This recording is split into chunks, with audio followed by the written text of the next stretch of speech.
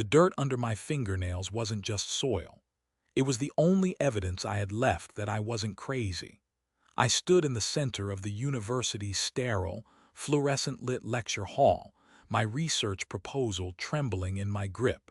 Dr. Aris Thorne, the gatekeeper of conventional agronomy, didn't even look up from his tablet. He just sighed, a sound heavy with the weight of centuries of "this is how it's always been done." "Elias," he said, my name landing like a verdict, "you're asking us to fund compost tea, fungal networks.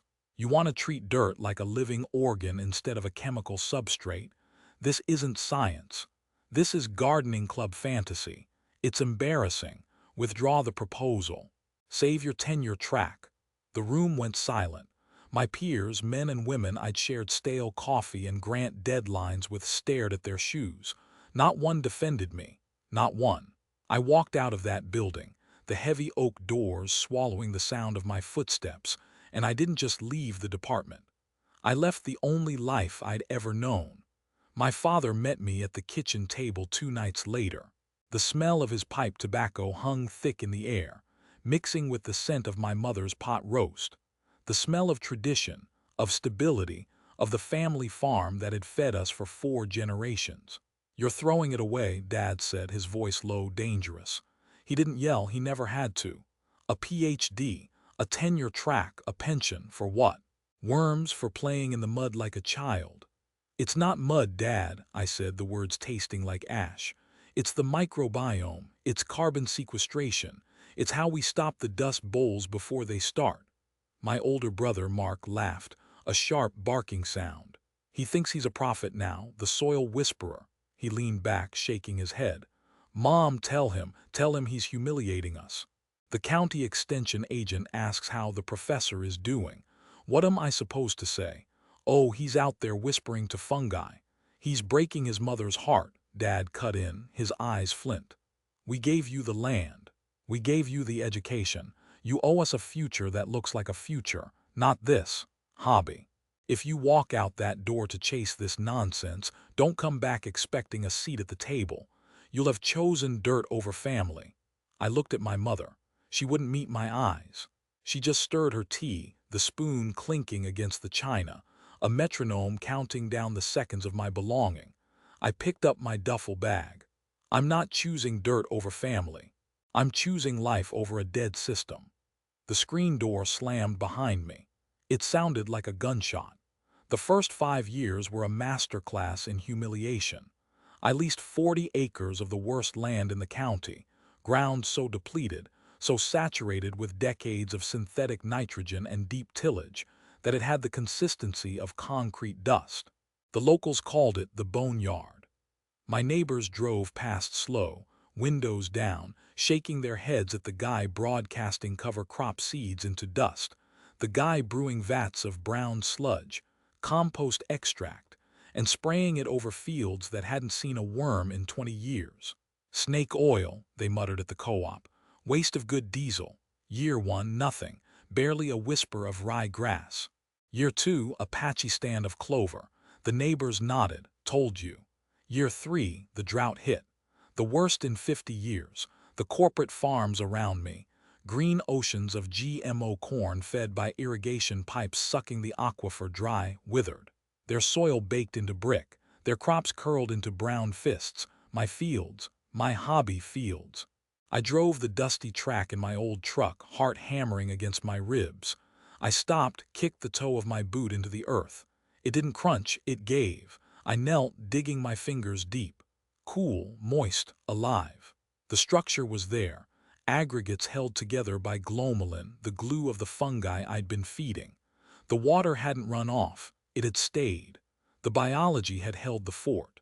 The cover crop wasn't just surviving, it was thriving, green, lush, a miracle written in chlorophyll. I sat down in the middle of that field, the dust coating my jeans, and I wept, not for the vindication, for the relief. The earth remembered how to live. I just had to get out of its way and feed the helpers. 10 years later, the boneyard wasn't a boneyard anymore. It was a sponge, a carbon bank, a jungle of biodiversity, integrated livestock moving through diverse pastures, orchards heavy with fruit, vegetable rows bursting without a single bag of synthetic fertilizer. The water table had risen. The creek ran clear year-round. I wasn't just farming, I was healing. And the world had finally noticed. The documentary crew had left last week. The speaking requests were stacking up. The consulting contracts for regenerating thousands of acres across 3 states paid more than that tenure track ever would. But none of that mattered today. Today I drove the truck up the long gravel drive of the home place. The family farm looked tired. The fence lines were ragged. The pond was low, green with algae from runoff. The fields were a monoculture of corn, rows marching to the horizon, dependent on the next rain, the next chemical application. It was clean, it was respectable, and it was dying. Dad was on the porch, older, grayer. The pipe was gone, doctor's orders. He watched me approach, his face unreadable. Mark stood beside him, arms crossed, a new combine key fob heavy on his belt. Mom came out the screen door, wiping her hands on a towel. She stopped at the top step. "Elias," she whispered. "Mom." I climbed the steps, the wood groaning under boots that had walked 1,000 healed acres. I hugged her tight, smelling the same laundry detergent, the same faint scent of cinnamon. "You look good." "You're clean," she said, pulling back, studying my face.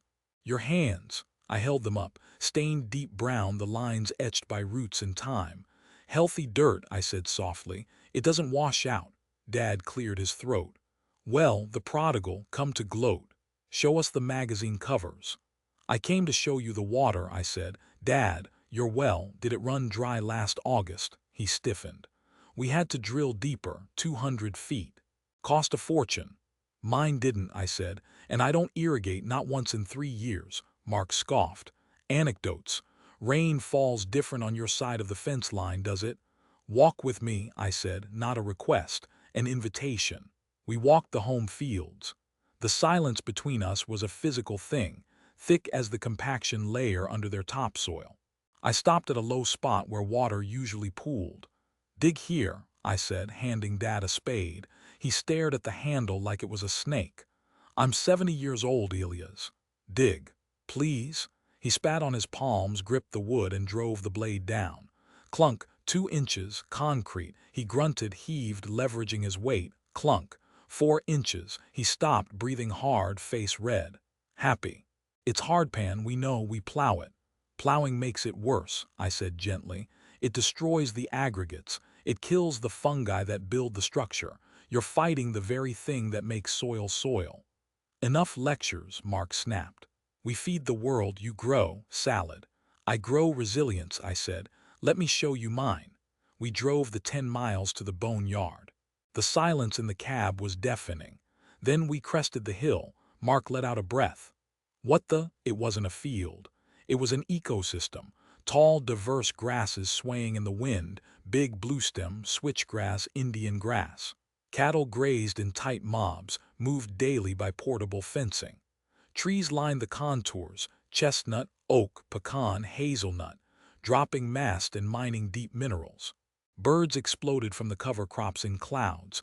The air smelled different, rich, sweet, alive. This is the bone yard," Dad whispered.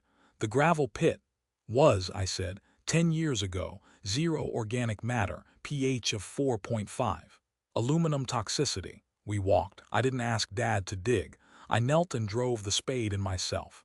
The blade slid in 12 inches, 18, 2 feet. Like cutting warm butter. I lifted a clod.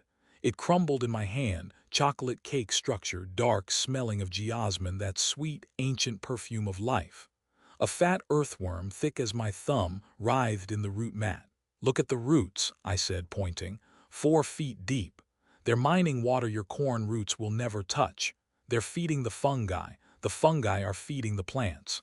It's a loop, a circle, not a line that ends in a bag of fertilizer. Dad knelt beside me in the grass. His knees popped. He reached out, trembling fingers touching the dark soil. He rubbed it between thumb and forefinger. He brought it to his nose, inhaled deep. His shoulders shook. "Dad," Mom's voice soft behind us, he didn't look up. "It smells like," It smells like Grandpa's woods. Before we cleared it, it smells like rain. It is rain, I said, my own throat tight. It's water held by life. Dad, this farm, the home place, it can do this, all of it. We just have to stop fighting the biology and start feeding it. I can show you. We can do it together if you'll let me. He sat back on his heels, the dark soil staining his khakis. He looked at the horizon, at the thriving chaos I'd built from nothing but patience and biology. Then he looked at his sons, one in a clean shirt with a combine key, one in stained jeans with dirt under his nails. "You were right," he said, the words barely audible over the wind. "About the fungi, about the water, about all of it." He looked at Mark. "And you. You were wrong to laugh." Mark didn't argue. He just stared at the earthworm in my palm, then at the horizon. Can we really fix the home place without the bank owning us for the inputs?" "We can," I said. "The bank likes profit. This is profit, just slower to start, forever to finish." Dad stood up, groaning a little. He brushed the soil from his knees, carefully, reverently, as if it were gold dust. He held out his hand, not for a handshake, for me to pull him up. I took it. His grip was strong, calloused, rooted. "Teach me," he said. "Teach us. Before I'm too old to learn the new way." The sun dipped low, painting the regenerated fields in gold. The air hummed with insects, with birds, with the deep, silent respiration of billions of microscopic allies. I looked at my family, broken by ridicule, healed by humility, standing on ground that finally breathed. "Welcome home," I said. "Let's go build some soil."